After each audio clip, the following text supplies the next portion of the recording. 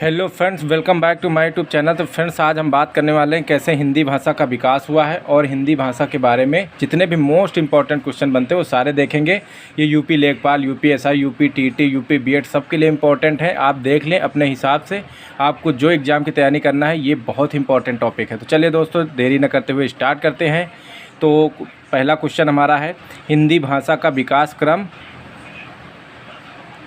हिंदी भाषा का विकास किस क्रम में हुआ है। तो चलिए इसको देख लेते हैं। तो पहले संस्कृत भाषा आई, फिर पाली आई, फिर प्राकृत आई, फिर अपभ्रंश आई, फिर अवहट आई, फिर हिंदी आई।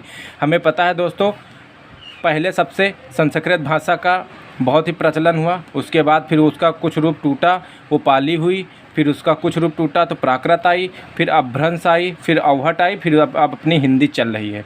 तो ये क्वेश्चन बहुत ही इंपॉर्टेंट है दोस्तों, बहुत से एग्जामों में पूछा गया, इसका क्रम ही पूछ लिया जाता है, तो आप इसको याद रखिएगा।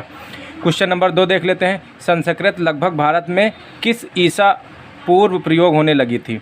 तो दोस्तों 1500 ईसा पूर्व ही संस्कृत भाषा का प्रयोग होने लगा था। क्वेश्चन नंबर 3 देख लेते हैं। वह शब्द जो हिंदी में जो कि त्यों प्रयोग किए जाते हैं क्या कहलाते हैं। तो वो तत्सम शब्द हैं। तो दोस्तों तत्सम शब्द। अगला क्वेश्चन देख लेते हैं। विश्व में 10 प्रमुख भाषाओं में जो बोली जाती हैं, बंगाली का स्थान कौन सा है। तो बंगाली का स्थान जो है दोस्तों वो है 7वां स्थान। आपको पता होना चाहिए बंगाली का स्थान 7वां है।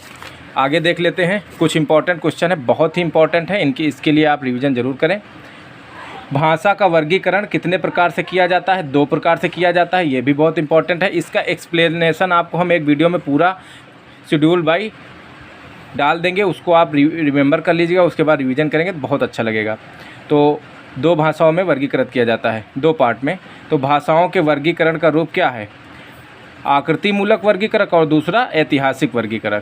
एक ऐतिहासिक मूलक वर्गीकरण और दूसरा आकृति मूलक। तो ये दोनों हो गए पार्ट जो ऊपर पूछा गया था। अगला क्वेश्चन आते हैं। आकृति मूलक वर्गीकरण वाक्य की रचना के आधार पर कितने प्रकार के होते हैं। तो आकृति मूलक वर्गीकृत वाक्य की संरचना के आधार पर कितने प्रकार के होते हैं। तो ये भी 2 प्रकार के होते हैं। अयोगात्मक और योगात्मक किसके प्रकार होते हैं। ये आकृति मूलक के प्रकार होते हैं। ये पार्ट हैं सब। जब भी हम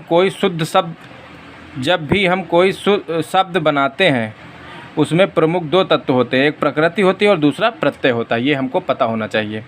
अगला क्वेश्चन है। जिस भाषा में प्रकृति प्रत्यय जैसी कोई चीज़ नहीं होती वह भाषा होती है, वो होती है अयोगात्मक। मतलब जिस भाषा में प्रकृति प्रत्यय जैसी कोई भी चीज़ ना हो वह होती है अयोगात्मक। और क्वेश्चन देख लेते हैं दोस्तों जल्दी से, छोटा वीडियो है और बहुत इंपॉर्टेंट है, आप याद कर लीजिए, आपको ये मिल जाएंगे, जो कि तो क्वेश्चन मिल जाएंगे।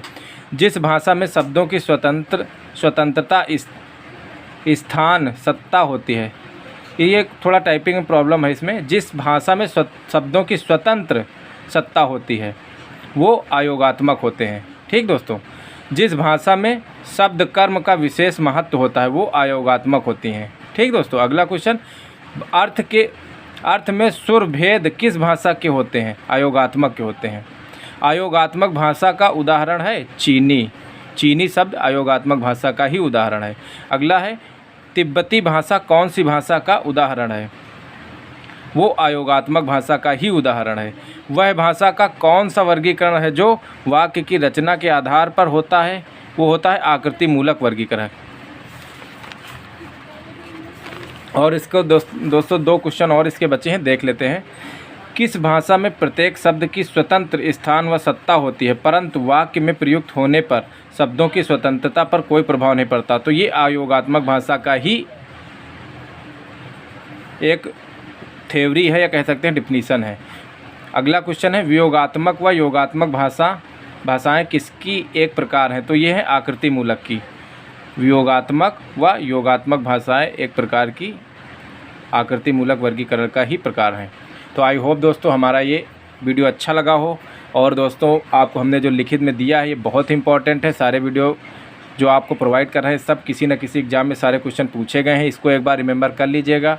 और आप चैनल पे नए हैं तो चैनल को सब्सक्राइब कर लीजिए और दोस्तों के साथ शेयर करिए। मैं इसकी सीरीज़ आपको डाल दूँगा, हिंदी भाषा का टोटल विकास आपको डाल दूँगा, किस तरह हिंदी बनी, क्या हो रहा है वर्तमान में, क्या चल रहा है। एक भी क्वेश्चन इससे अलग नहीं होंगे। बस मैं आपको ये एक रिवीजन टाइप में डालूंगा। अगर जो कमेंट में आपको करना होगा तो बोल दीजिएगा, मैं चैप्टर वाइज थ्योरी भी समझा दूंगा, लेकिन ये क्वेश्चन ही अभी बताऊंगा क्योंकि ये ज़्यादा इंपॉर्टेंट है, एग्जाम आने वाले हैं। यही आप रिवीजन कर लेंगे तो सभी मिल जाएंगे। Okay bye.